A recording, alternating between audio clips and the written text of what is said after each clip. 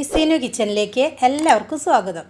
ഇന്ന് ഞാനിവിടെ ഉണ്ടാക്കിയിട്ടുള്ളത് റവയും സേമിയയും കൊണ്ട് ഒരു അടിപൊളി ഉപ്പുമാവാണ് ഉണ്ടാക്കിയിട്ടുള്ളത്. അപ്പോൾ നമുക്ക് ഉപ്പുമാവ് എങ്ങനെ ഉണ്ടാക്കിയെന്ന് വീഡിയോ ഒന്ന് കണ്ടു നോക്കിയാലോ. ഇതിനായിട്ട് ഞാൻ 250 ml കപ്പാണ് എടുത്തുള്ളത്. ആ ഒരു കപ്പ് കൊണ്ട് ഒരു കപ്പ് സേമിയ എടുത്ത് വെച്ചിട്ടുണ്ട്. അതേ അളവിന് തന്നെ 1.5 കപ്പ് റവ, 1.5 ടേബിൾ സ്പൂണ് ഉഴുന്ന് പരിപ്പ്.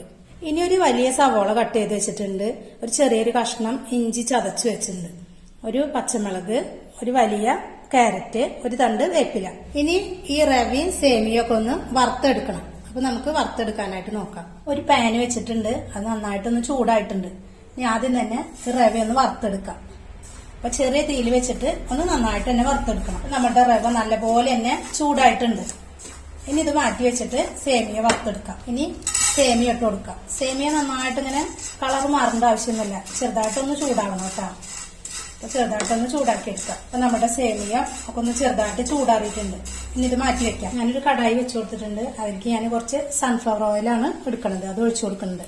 ഓയിലൊക്കെ നന്നായിട്ട് ചൂടായിട്ടുണ്ട്. ഇനി ഒരു ടീസ്പൂണ് കടുക് ഇട്ട് കൊടുക്കാം. ഈ എടുത്തു വെച്ച ഉഴുന്ന് പരിപ്പ് ഇട്ട് കൊടുക്കാം. ഉഴുന്ന് പരിപ്പൊക്കെ ഒന്ന് മൂത്ത് വന്നിട്ടുണ്ട്. ഇനി നമുക്ക് ഇതിലേക്ക് ക്യാരറ്റ് ഇട്ട് കൊടുക്കാം. നന്നായിട്ട് ഇളക്കി കൊടുക്കാം. ഇനി അതിലേക്ക് തന്നെ സവോള ഇട്ട് കൊടുക്കാം. അതുപോലെ പച്ചമുളക്, ഇഞ്ചി ഇതൊക്കെ ഇട്ടിട്ട് ഒന്നുകൂടി നന്നായിട്ട് ഇളക്കി കൊടുക്കാം. ഇനി ഇതിൽ പാകത്തിനായ ഉപ്പിട്ട് കൊടുക്കാം. ഉപ്പ് ഇട്ടതിന് ശേഷം നോക്കിയിട്ട് വീണ്ടും ഇട്ടാൽ മതി കേട്ടോ.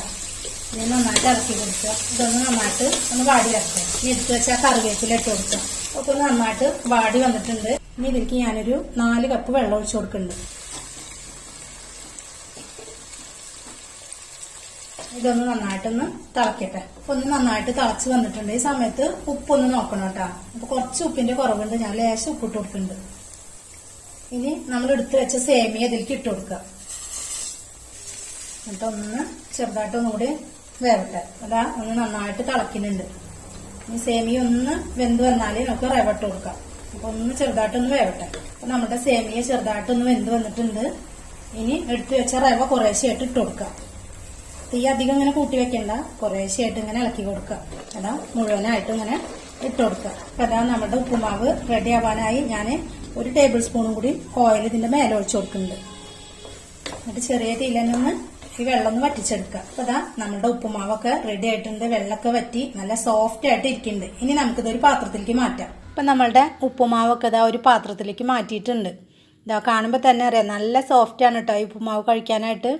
അപ്പോൾ ഉണ്ടാക്കാത്തവരാണെങ്കിൽ ഇങ്ങനെയൊന്ന് ഉണ്ടാക്കി നോക്കുക. വീഡിയോ ഇഷ്ടമായ ലൈക്ക് ചെയ്യുക, ഷെയർ ചെയ്യുക. സബ്സ്ക്രൈബ് ചെയ്യാത്തവരാണെങ്കിൽ ഒന്ന് സബ്സ്ക്രൈബ് ചെയ്യുക. താങ്ക്